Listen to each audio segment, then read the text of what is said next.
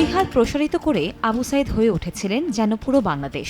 পুলিশের নির্বিচারে চালানো গুলিতে শহীদ হন তিনি। কোটা সংস্কার আন্দোলন পরিণত হয় সরকার পতনের গণ আন্দোলনে।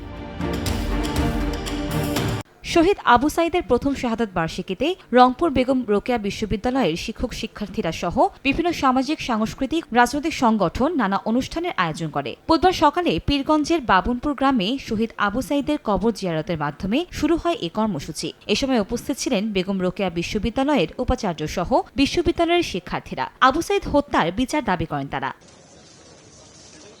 এদিকে জুলাই শহীদ দিবস ও শহীদ আবু সাইদের প্রথম শাহাদাত দিবস উপলক্ষে লাল ব্যাজ ধারণ করে একটি শোক র্যালি বের করে বেগম রোকেয়া বিশ্ববিদ্যালয়ের শিক্ষক শিক্ষার্থীরা। বৈষম্যের বিরুদ্ধে আবু সাইদের যে লড়াই ছিল তা ফুটে ওঠে তরুণদের কণ্ঠে। এ সময় এই আয়োজনে যোগ দেন আইন উপদেষ্টা, শিক্ষা উপদেষ্টা সহ পানি সম্পদ উপদেষ্টা। এই অনুষ্ঠানে যোগ দিয়ে পানি সম্পদ উপদেষ্টা রিজওয়ানা হাসান বলেন, বিচার কেবল কাউকে ফাঁসি দেয়া তা নয়, শহীদ আবু সাইদ, মুগ্ধ, ইয়ামিনের বিচার ইতিহাস তৈরি করতে হবে ন্যায় প্রতিষ্ঠার মধ্য দিয়ে।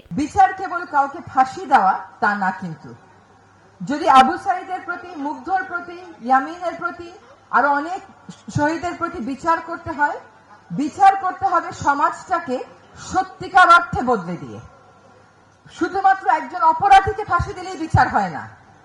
যদি সত্যিকার অর্থে বিচার চাই, তাহলে আমাদের বৈষম্যহীন সমাজ গড়তে হবে, তাহলে আমাদের ন্যায় এবং সমতা ভিত্তিক সমাজ গড়তে হবে, দুর্নীতি বিরোধী সমাজ গড়তে হবে। এদিকে অন্তর্বর্তী সরকারের সময়ে আবু সাইদ হত্যার বিচার করা হবে বলে জানান আইন উপদেষ্টা। বিচার কাজ আপনাদের কাছে নিশ্চিত করছি পূর্ণ গতিতে এগিয়ে চলেছে, এখানে কারো কোনো রকম গাফলতি নাই। আমি নিশ্চিত, আমার দৃঢ় বিশ্বাস, আমাদের সরকারের শাসন আমলে আপনারা আবু সাইদ হত্যাকাণ্ডের বিচার দেখে যাবেন। এর আগে Shahid Abu Saeed memorial street stamp ও স্মৃতিস্তম্ভের উদ্বোধন করেন উপদেষ্টারা। সময় সংবাদ, রংপুর।